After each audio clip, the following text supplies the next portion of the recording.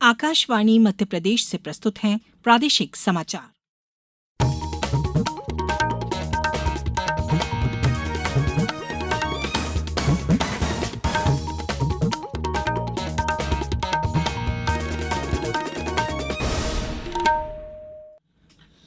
नमस्कार, समाचारों के साथ मैं राना शाहिद। भारतीय जनता पार्टी शासित राज्यों के मुख्यमंत्रियों की आज शाम नई दिल्ली में बैठक होगी। भाजपा मुख्यालय में होने वाली बैठक में पार्टी के वरिष्ठ नेता भी शामिल होंगे। यह बैठक लोकसभा चुनाव और आम बजट पेश होने के बाद हो रही है। इस उच्च स्तरीय बैठक के दौरान सरकारी योजनाओं के प्रभावी कार्यान्वयन और अन्य मुद्दों पर चर्चा होने की संभावना है। प्रधानमंत्री नरेंद्र मोदी कल सुबह 11 बजे आकाशवाणी के मन की बात कार्यक्रम के अंतर्गत देश विदेश के लोगों के साथ अपने विचार साझा करेंगे। यह रेडियो के मासिक कार्यक्रम की 112वीं कड़ी है। श्री मोदी के लगातार तीसरी बार प्रधानमंत्री बनने के बाद यह दूसरी कड़ी है।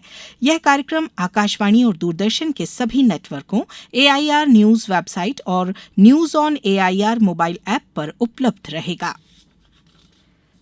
मुख्यमंत्री डॉक्टर मोहन यादव ने कल एक कार्यक्रम में कहा है कि प्रदेश में पुलिस और सशस्त्र बलों की भर्ती में अग्निवीर जवानों को आरक्षण का लाभ दिया जाएगा।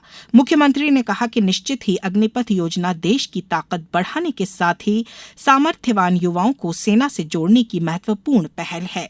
यह रक्षा क्षेत्र की पहली प्राथमिकता और डिफेंस रिफॉर्म्स का अहम कदम है। मध्यप्रदेश सरकार ने प्रधानमंत्री श्री मोदी की भावना के अनुसार प्रदेश में अग्निवीर जवानों के लिए आरक्षण के प्रावधान का निर्णय लिया है।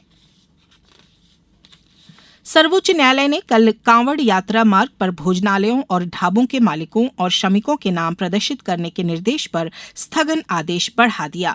उत्तर प्रदेश, उत्तराखंड और मध्य प्रदेश सरकार ने हाल ही में इस संबंध में आदेश जारी किया था।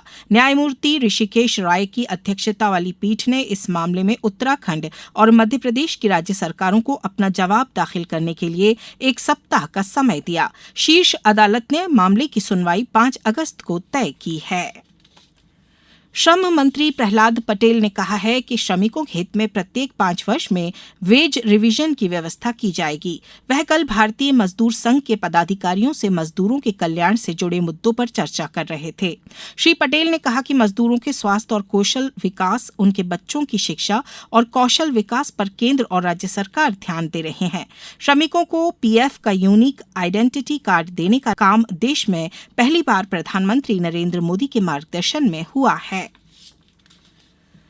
प्रदेश के विभिन्न हिस्सों में कल से लगातार बारिश हो रही है। इसके चलते कई जगह नदी नाले उफान पर हैं तथा यातायात पर असर पड़ा है।